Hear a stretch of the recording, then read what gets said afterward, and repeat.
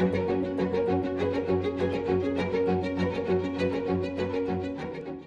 welcome to our webinar on cutting crime impact, addressing citizens' feelings of insecurity.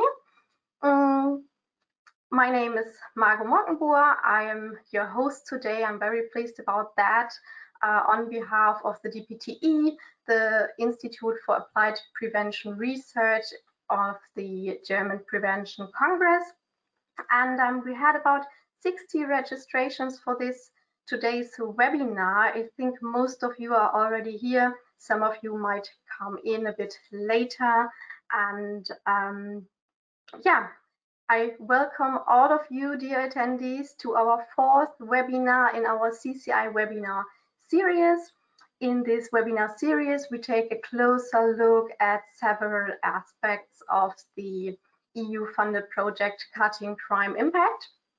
In this project, 12 partners from different countries developed very practical and innovative tools for law enforcement agencies and yeah, basically for police crime prevention in 4 focus areas.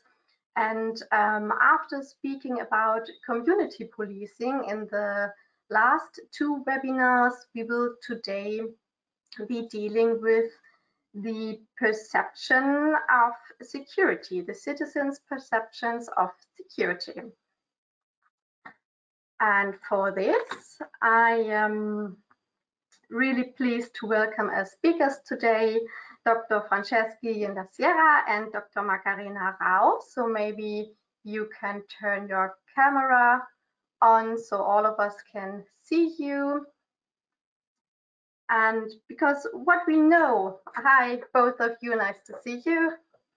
Because what we know from science is that the perceived subjective safety does not always go hand in hand with statistical levels of crime. And yeah, although crime rates in a city or an area are quite low, people can feel very unsafe, and the other way around.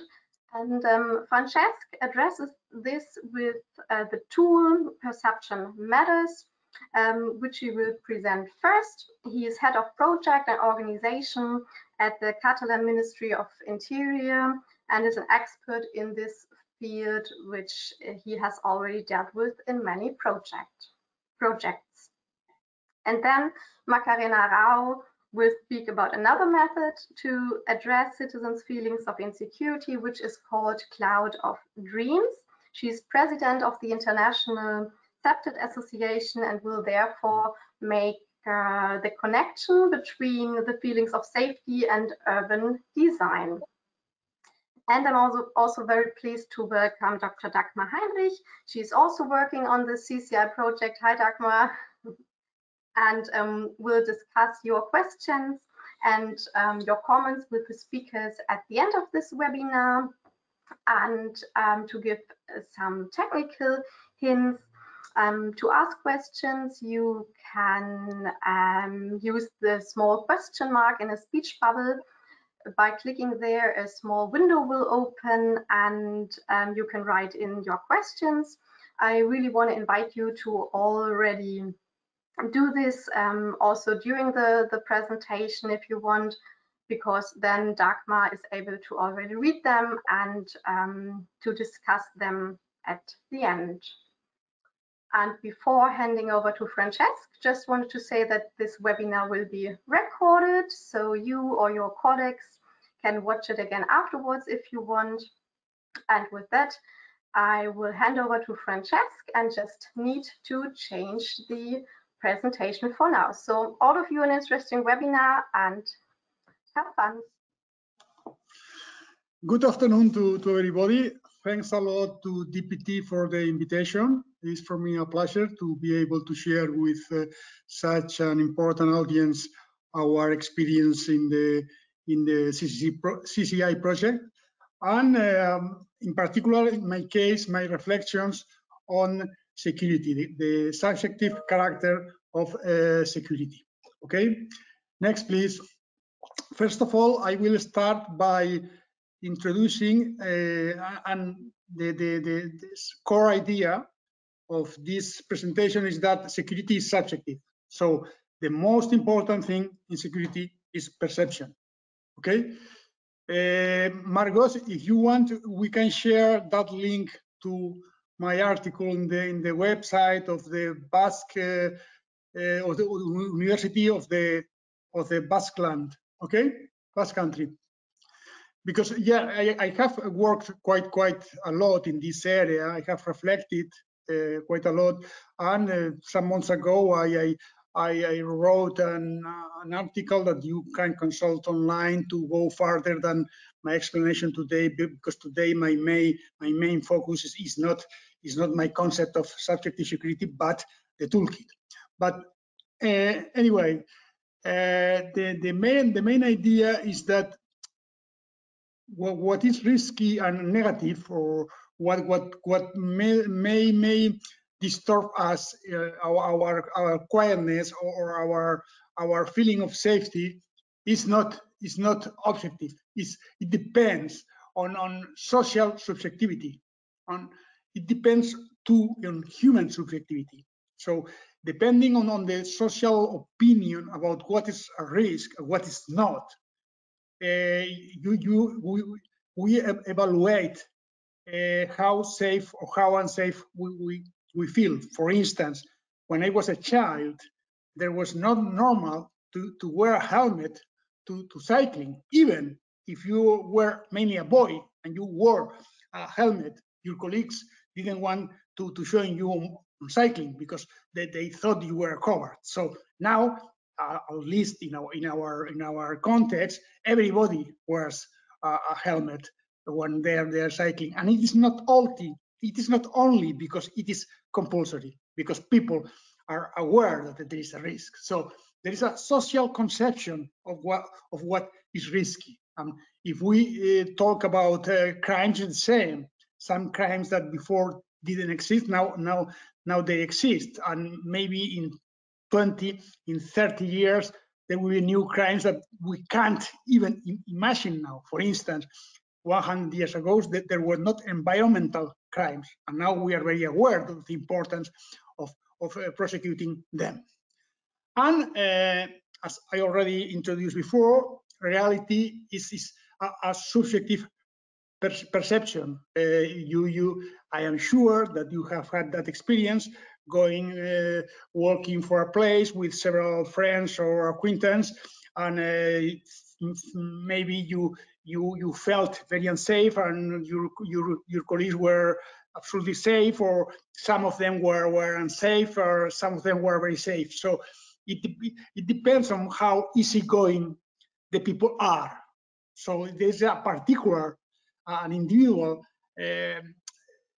influence in the perception of security. So the social and the personal characteristics or issues are extremely important.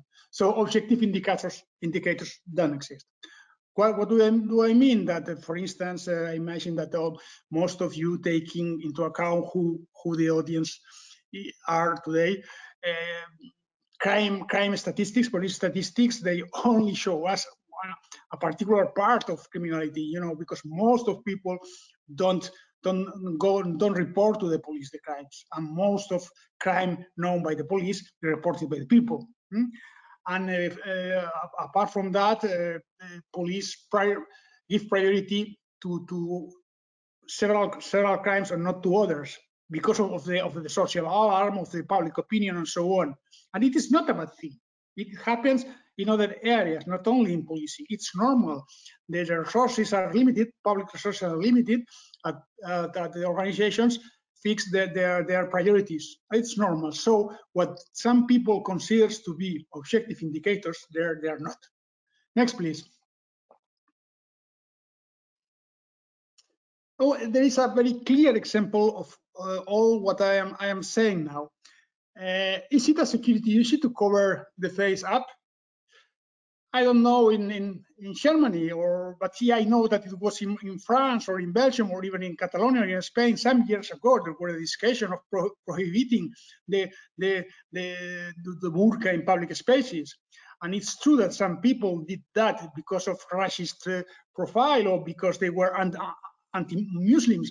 But I'm sure that some of them were sincere when they said, okay, I feel unsafe when I am facing a woman with the face covered up. I think that some of them were sincere when they said it's a matter of security. I don't feel safe if I can't see the face of the people, the woman I have in front of me. But instead now, with the pandemic, it's the other way around. What causes insecurity is there is somebody on the beat without a mask. You know, it's the contrary situation. So the fact of wearing a covered face is the same. It's objective with the burqa and with the COVID mask. But in the first case, some people were sincere when they say, okay, I feel unsafe. And now they are sincere when they say, when I face somebody on the beat without a mask, I feel unsafe. So this is a clear example of the lack of objectivity, of the insecurity and how subjective it is. Next, please. So what's the problem? When people feel unsafe, they avoid certain activities. That normally they isolate themselves. They remain longer at home. They don't attend some public meetings, or they don't walk on some streets. So they keep separated from the rest, from the people or the areas that they think that they are dangerous, and that causes them more feeling of unsafety, because the criminological research shows us how when you are more isolated, you feel unsafer. Socialization gives you more security. So then we should be aware that unsafety is a problem because people tend to close to themselves. And furthermore, they take defensive measures.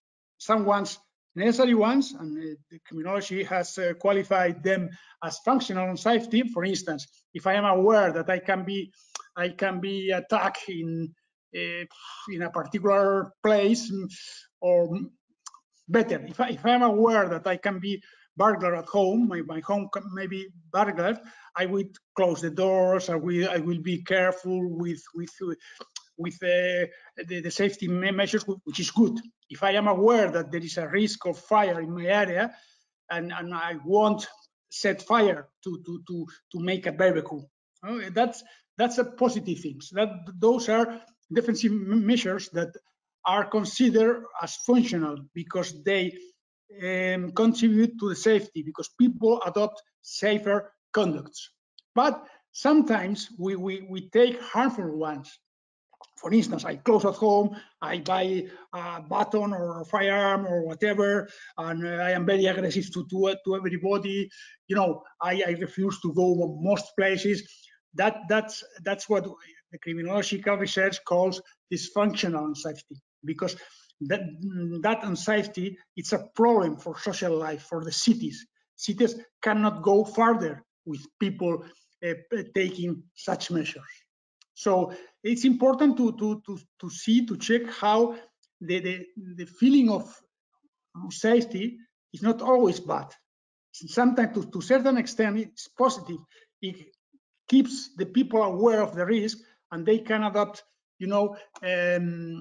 positive conducts to prevent the risk. But harmful ones are really a problem. And public, public authorities, police, and all public institutions, and even security sector should try to reconduct that to an acceptable and sustainable level. Otherwise, our cities are dead.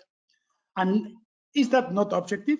So if we were saying that what is considered as objective security is actually subjective, instead we can check, we can evidence that in insecurity causes that objective harmful conducts. You can see how people remain at home. You can see how people buy defensive weapons and so on and so on. So this traditional distinction between what is objective and between what is subjective is not that clear.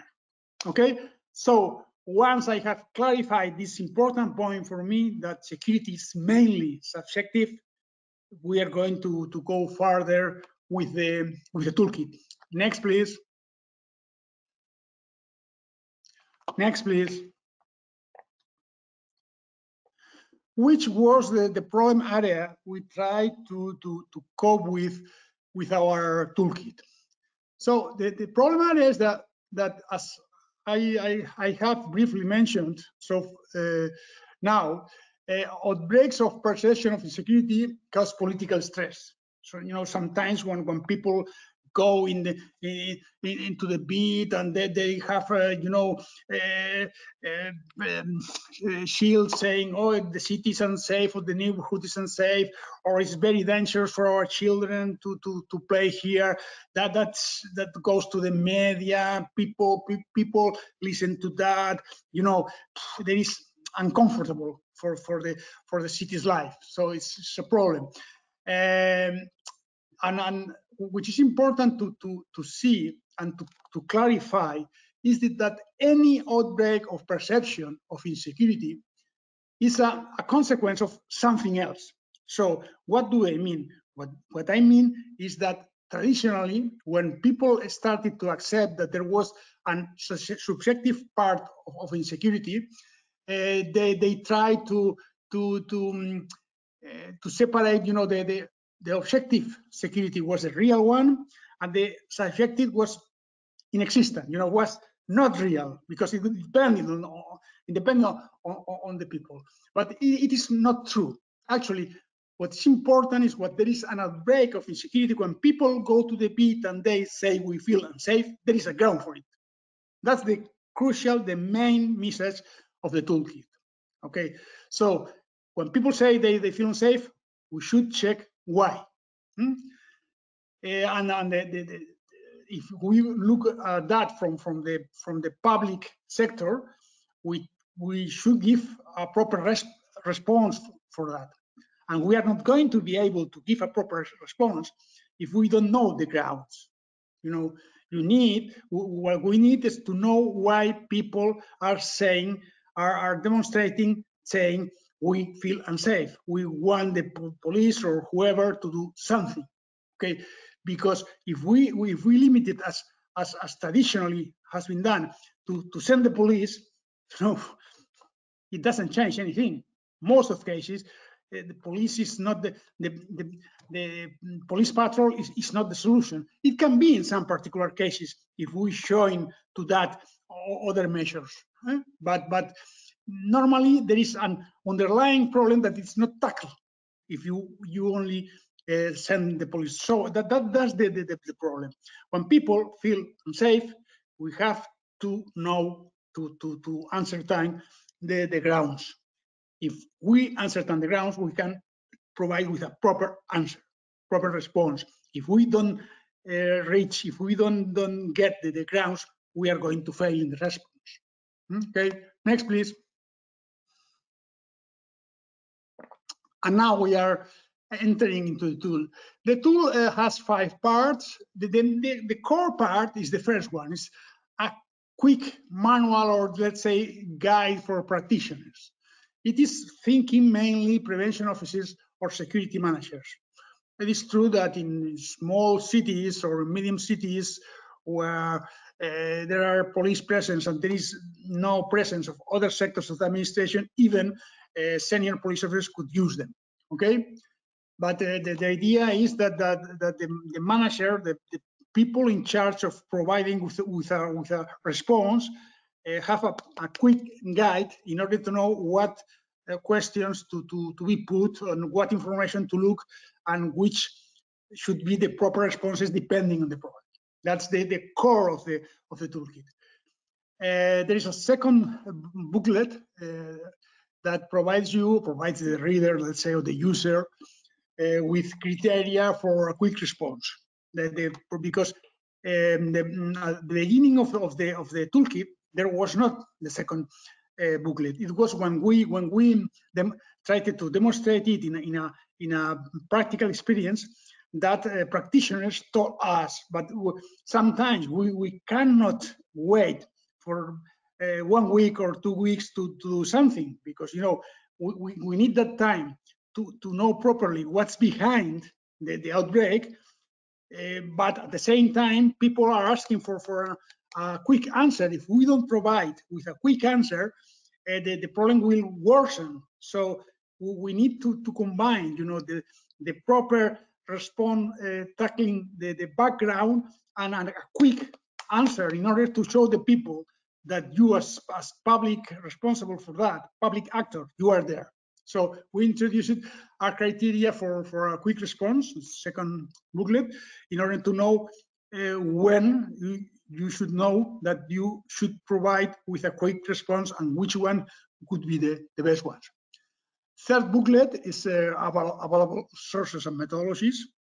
So which sources can you consult? What do they tell you? What they don't tell you? So to have an idea which information you can get from the different sources you can consult or you can reach. The fourth booklet, it provides with criteria for a mid long-term response, provided that you have before in booklet 2 decided whether a very immediate, very quick response was needed or not. So now, once you have analyzed it further, you are in condition, you have the proper knowledge in order to provide with mid and long-term responses. But the booklet gives you criteria and ideas and a list of possible answers depending on which the problems are. Okay, but it's not there are no recipes actually. And there's a last booklet 5, which is you can call a communication kit that tells you some advice in order how you should manage communication when there is a security crisis, mainly feelings of insecurity crisis. Okay, because communication is crucial, because we're talking about the feelings of the people, and communication affects to the feelings of the people. Next, please. The end users, as I already mentioned before, should be public officials in charge of responding in security outbreaks, prevention services, or even, I already said, senior police officers. And because in some areas, I don't know in your countries, but in our country, the most organized public service with presence in the territory is sometimes the police, and they are in the capacity of organize and response, and instead there are not social services or whatever other services in the territory. Okay, but anyway, if police are going to provide with the answer, they should know how to do it. Next, please. Okay.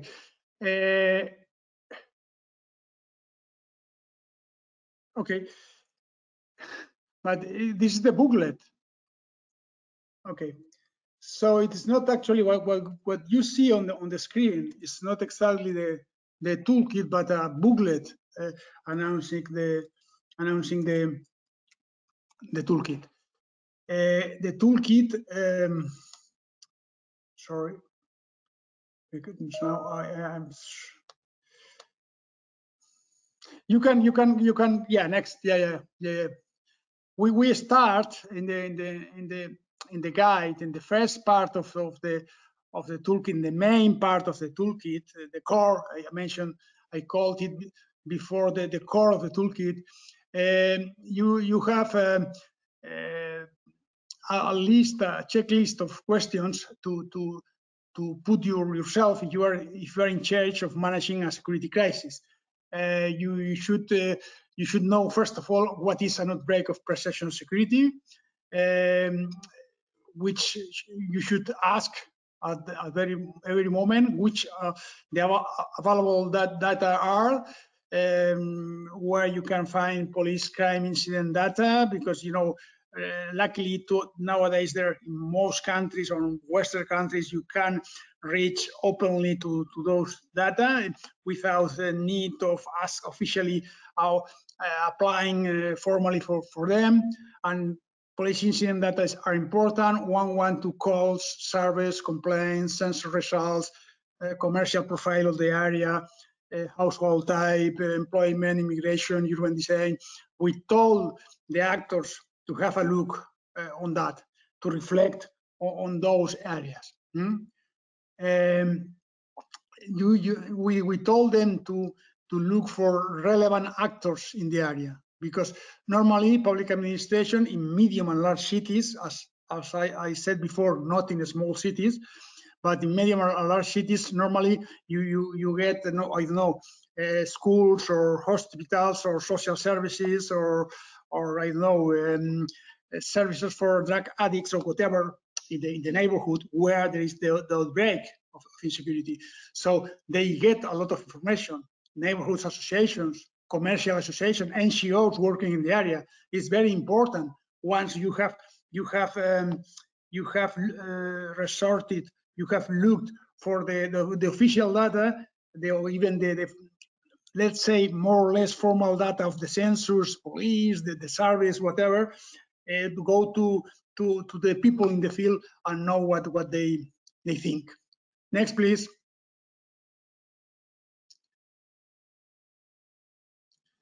It's important to know.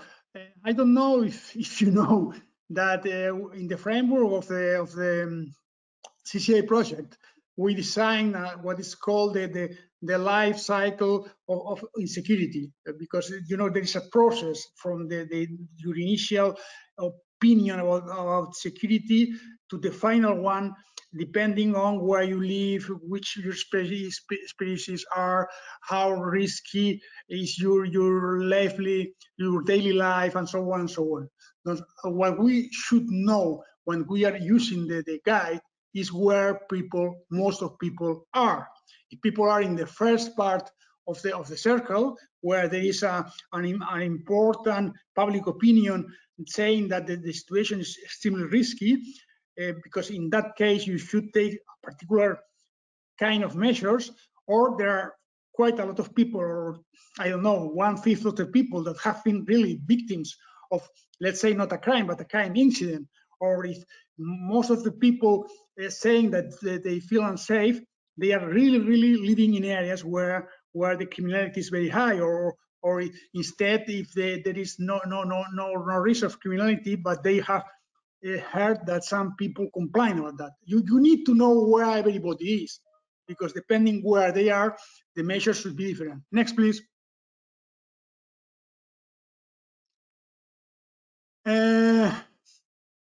Which in section 2, there are the booklet tool, let's say. There are the criteria to decide when you have to take immediate measures. You have to check if there are high levels of risk, or there are threatening groups, for instance, and you check that it's true. There are very deteriorated spaces. There is a traditional lack of communication between the institutions and the people. I don't mean the police, only. I mean lack of institutional communication. If there are targeted spaces that can be in risk of being more deteriorated or attacked, if there is a low level of use of public spaces. That's our criteria to, if these indicators are red, you should do something.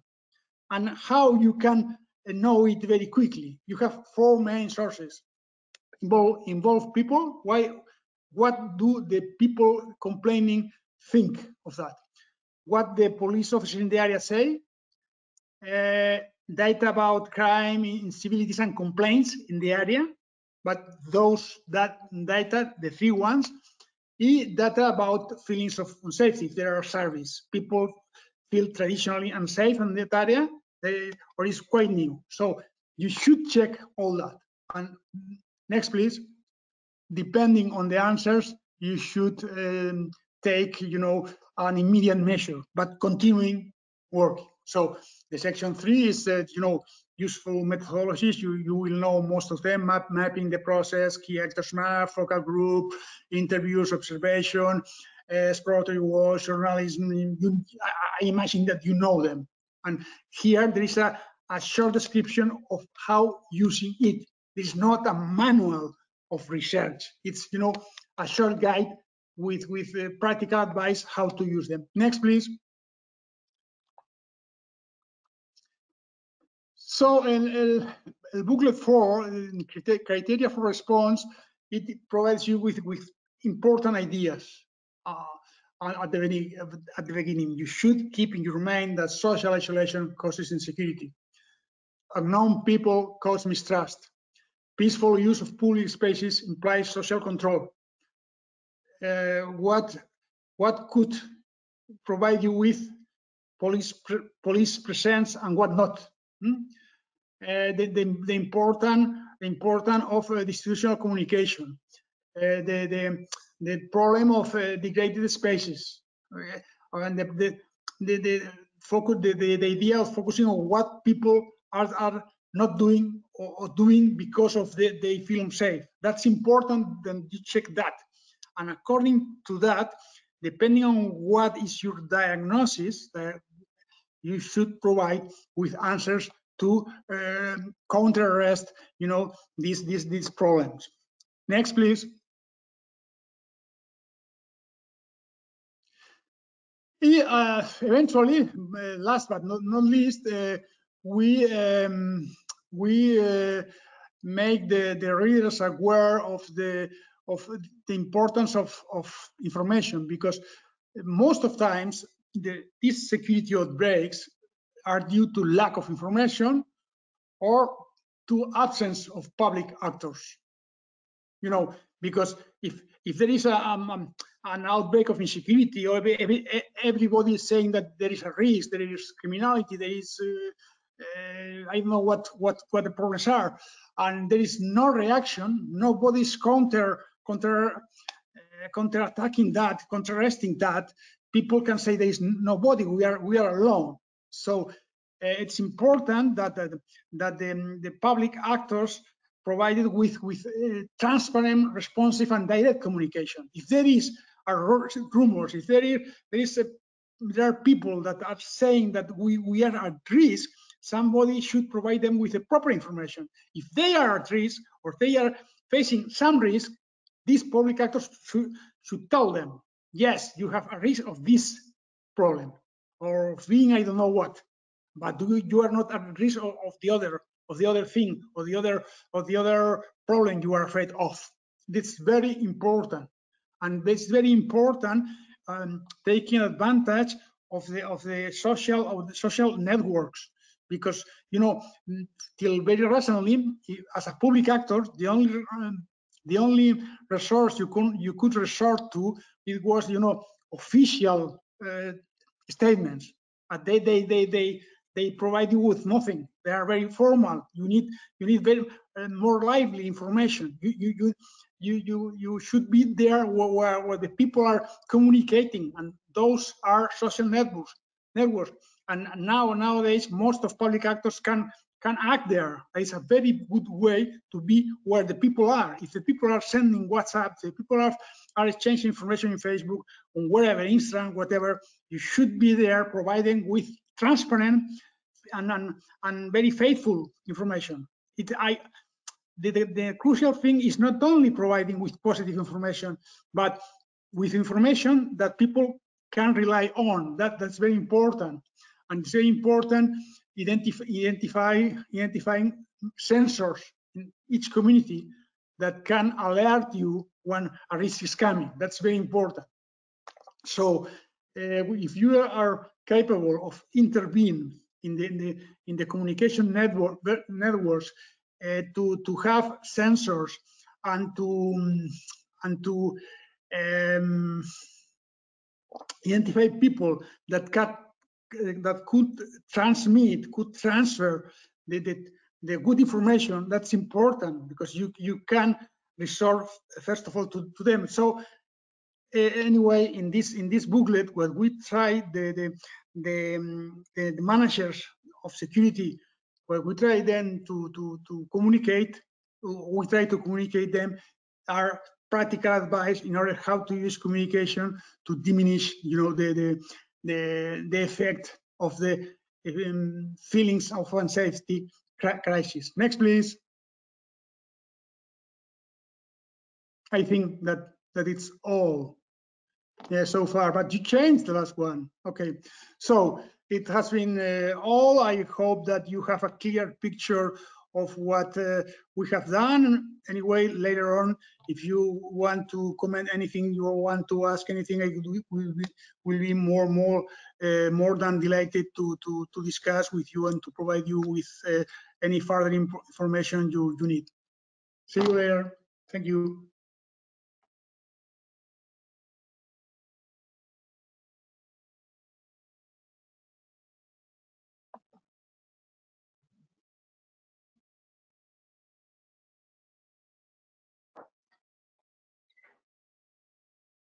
Good day, ladies and gentlemen. Thank you so much for your incredible presentation, dear Francesc. I enjoyed it very much, and it connects very much with my presentation. I want to thank the deputy for the invitation and all the team working to achieve this successful webinar. I will talk about prevention of urban insecurity from a very specific perspective. I will talk about early prevention. That means the perception that children all around the world have about fear perception in urban environments. My name is Dr. Macarena Rao Vargas, and I am the president of the International Septet Association. And I will present another tool that is very complementary with Francesc's tool that we call the Septet Cloud of Dream. Macarena, sorry for interrupting. Would you like to turn your camera on so people can see your face? Of course. Thank you. Thank you. No problem. Thank you so much. As Francesc mentioned in the earlier presentation, cities and communities of the world face urban insecurity, and this affects the quality of life they can achieve in urban environment. Why? Because they change environmental behavior because of fear. For example, if I know that in my streets crimes occur, I will try to avoid to go out and use my street. So in that sense, it affects much our environmental behavior decisions. And in that sense, Septet, that is crime prevention through environmental design methodology, had to reduce the fear perception as a very crucial objective, Septet second generation and third generation. And what is Septet? Septet is the acronym for crime prevention through environmental design. It is a methodology that was designed and created more than 50 years ago and in Canada and the United States, and now it has evolved. It is evolving from the one Septet generation that has the objective to reduce opportunity of crime. Then it evolved to the second generation at the early years 2000 that introduces the social architecture to understand community structures. And now we are entering third generation Septet. Septet is based on universal principles that are universal but must be applied locally. Those principles are natural surveillance, natural access control, territorial reinforcement, maintenance, and community participation. The Cloud of the Dream started in the year 2005. It started as an experiment because we were invited as a Septet group, Septet Hispanic American group, to perform a perception diagnosis in different schools in our country in Chile to analyze how children perceive fear of crime and fear in domestic violence environments. In that sense, we realized that it was very relevant to develop a tool or a way to perform that diagnosis that could reach the unconscious information of the perception of children. We look for a very entertainment method, and we call that method the cloud of the dream. And supported by environmental psychologists and other professionals, myself and Dr. Carlos Gutierrez and Paulina Castillo, part of the professionals of Septet region team, we developed the cloud of the dream methodology. And the methodology has a very clear structure. We decided with different national agencies, for example, the Ministry of Interior, the Housing Ministry, the Education Ministry, we pick different very vulnerable schools all around the national territory, and we sent instructions in a guideline to the professors in these schools, the teachers, from 5th grade. So we are working with children that has 9, 10, or 11 years of age. And we ask them to dream their city or to dream their school, to dream their environment. This is the very simple instruction, but when we ask them to dream, we open the door to the unconscious information that they gather of the perception they have of the whole environment. And then we discover later, when we receive back the drawings, that we got so relevant information, not only connected with expectations, also connected with trauma, also connected with violence, also connected with crime. So the first cloud of the dream was very successful because we realized that in a very entertainment way, we could get that information, and then later we perform this sculpture. As you can see in the picture, we hung all the drawings in the Biennale of Architecture, and the idea was to debate and discuss later with the authors of the drawings about the information that we got. And then we invited most of these children to be part of the Biennale, and we established the Forum of the Children of the Cloud of the Dream. This was the first experiment that we did with that children's diagnosis, and it was very successful. Then we realized that it was a very positive methodology to reach vulnerable communities, especially from children. So we systematized the methodology, we established the guideline, the first guideline, the Cloud of the Dream, and we promote it in different other countries. For example, this was the Cloud of the Dream done in Mexico in year 2012 with the link with many public institutions, municipalities, national agencies, public agencies. It was a very big Cloud of the Dream. The past Cloud of the Dream done in 2005, we had 10,000 dreams. In this one in Mexico, then we had 17,000 dreams. So we later analyzed the 10% of the dreams with the method that I will describe now. Also, we repeat the experiment and the methodology in Honduras, that is one of the most criminogenic countries of the world, with much success. You can see here in the pictures how proud children are showing their dreams, the drawings, and how they can manage that. In that case, it was very interesting to invite the Undersecretary of Safety of the country to be part of the process of the Cloud of the Dream. Why? Because when you ask someone to dream, you can do the Cloud of the Dream with children, but also with adults in different settlements and countries. But when you start the mechanism of dreaming, when you ask them to dream, it is very relevant to have a kind of prepared response. For example, if a child dreams about to have a swimming pool or dreams about to have a soccer field, it is very relevant to have the budget or to have the political agreement to support some of the dreams at least. This is something very relevant. Then with time, we discovered that the cloud of the dream methodology was super positive, especially in crisis scenario. Past year, when the pandemic COVID situation started, we started in a very experimental way to develop the methodology in digital scenarios. And we started alliance with some groups in Vienna, Austria, to develop how to manage in a very open virtual environment to ask different virtual communities to dream their cities, especially to get information about mental health, for example, in COVID situation, and the perception of fear, risk to be contagious with COVID or to die due to the pandemic crisis, or to be victim of a cyber crime, for example, in this scenario. And we had a very, very successful results.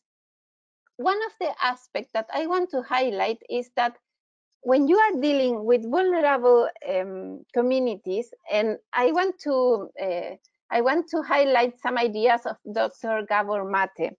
He talks much about the wisdom of trauma. We need to understand the trauma in very vulnerable communities. The most of the time, the big trauma to suffer violence, to suffer pain, is not only to suffer the violence, for example, or to suffer the domestic violence, is to suffer alone. This is something that is super relevant that we understand. When a child is being abused or is being harmed, but in any case of violence, they are suffering alone the most of the time. So it is very, very relevant, the possibility that we have with the cloud of the dream, because we gather a broader community. And it's not only to invite them to dream, it's invite to be part of a collective dream. And this is something super, super beautiful. And we understand, and we have proof later with different projects, that if we start a process of crime prevention strategies, starting with the cloud of the dream, the engagement that we receive from the communities later in the whole process is much, much better. And of course, it decreases the perception of fear, because the children feel that they have a valid voice. That is very relevant. The methodology consists in 7 filters of analysis. The filters are: we account repetition of elements in the drawings, we analyze the geometry, we analyze the color of the drawings, the messages, if we have persons or not. That is very connected with an analysis of social structure. We analyze an intensity of the draw, if we consider isolated elements or not. And then we can have a very quantitative analysis that is very, very interesting, because you are dealing with subjective information, qualitative information, but the analysis can give you quantitative results that we value much. As I told you, we systematize the methodology. You can find it in our website from Septet Region Corporation. And it was shared with UNICEF in the year 2018, because they considered that it was very useful. And as conclusions, the urban perception of safety is key to increase the quality of life of communities. In that sense, the tool that was presented by Francesc is very, very relevant, and also the cloud of the dream.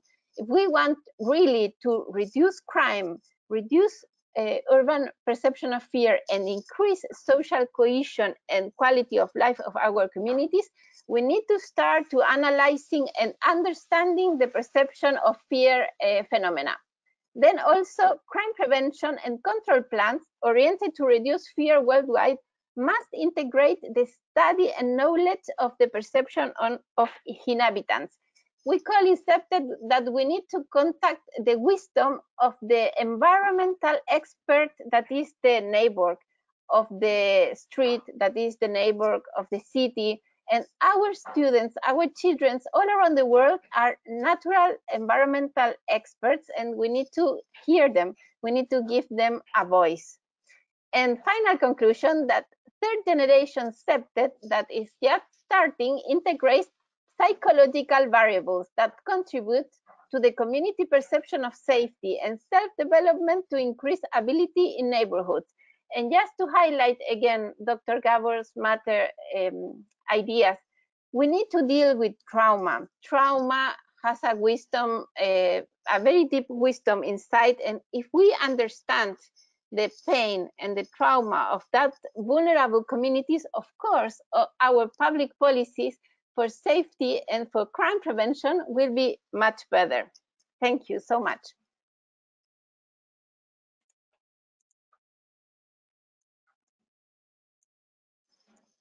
Thank you so much, Macarena, for your presentation. And Francesc, would you like to join us again?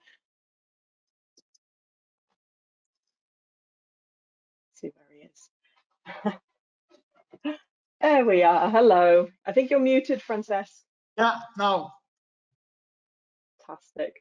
Well, thank you both for your presentations. You have clearly amazed and silenced our attendees today because we have very few questions from the floor. But I actually have a couple of questions that I'm dying to ask. So I'd like to jump straight in, really. So it appears to me, Francesc, that your tool that you created, Perception Matters, really only addresses citizens' feelings of insecurity if they shout loud enough. So if there's an outbreak of unsafety, for example, do you not worry that perhaps it excludes the views of citizens that do not protest or complain? For example, children, such as Macarena highlighted, or perhaps citizens that do not speak the local language, for example. Yeah, but that's another question.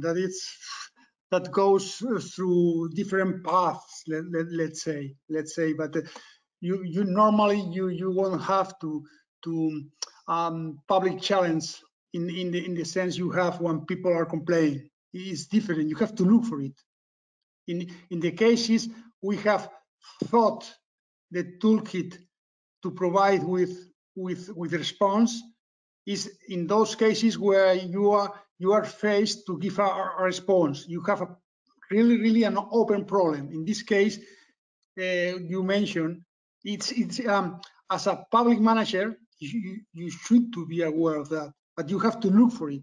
You have to research. You have to send people to maybe to talk with communities, to go to talk with some social institutions, you know. But it is a different problem. I don't mean we don't care about that.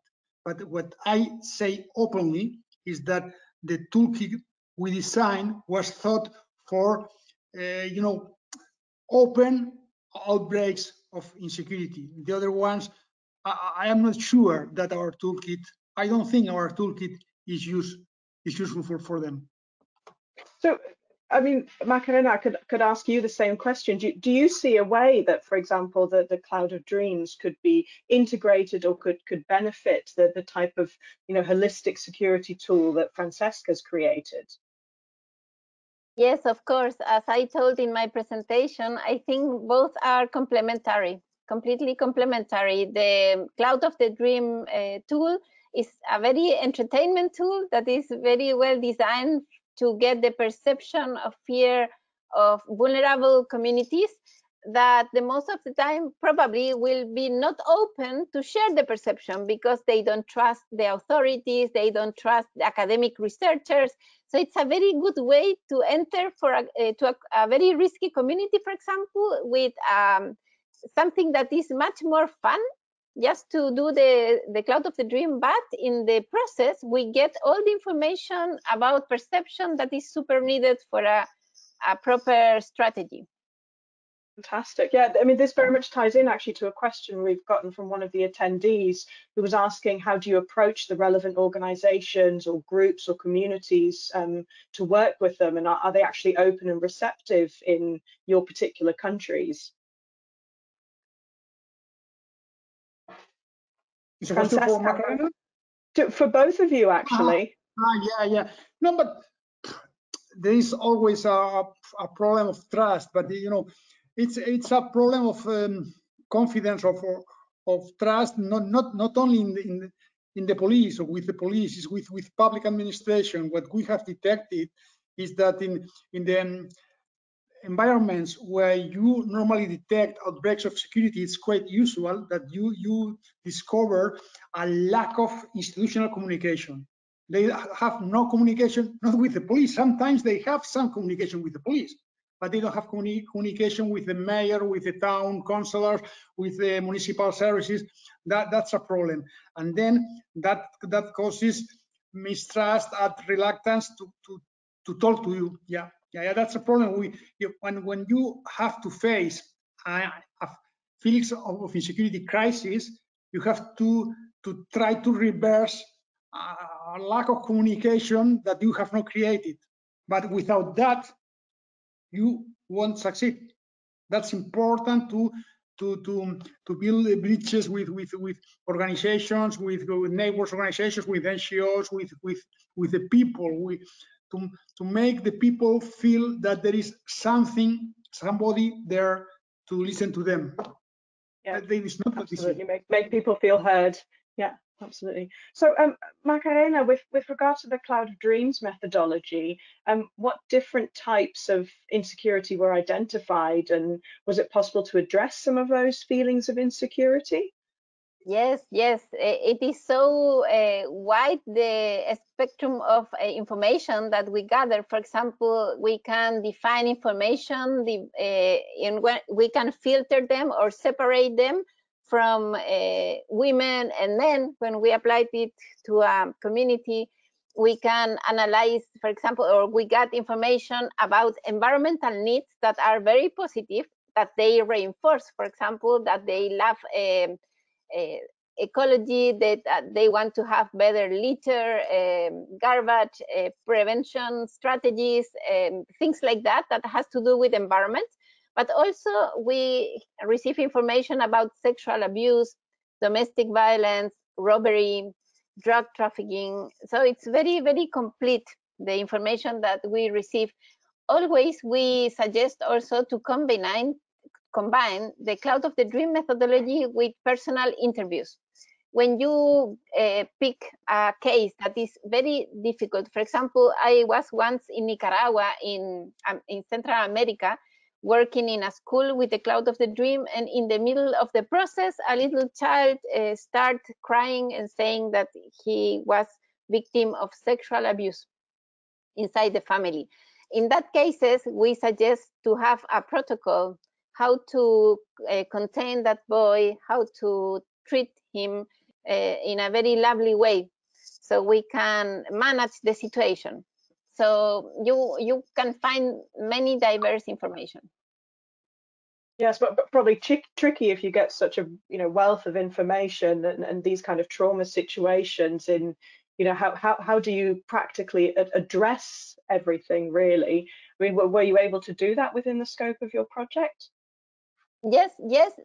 In that sense, we ask all the audience that is listening to contact the Scepted.net website, our global website, because we have certification and accreditation programs, and also we train much different professionals all around the world. The idea is not only to know that the Cloud of the Dream methodology exists, just to be very well trained, because when you want to apply the methodology, you need to have the skills and the guides and the protocols how to apply it well.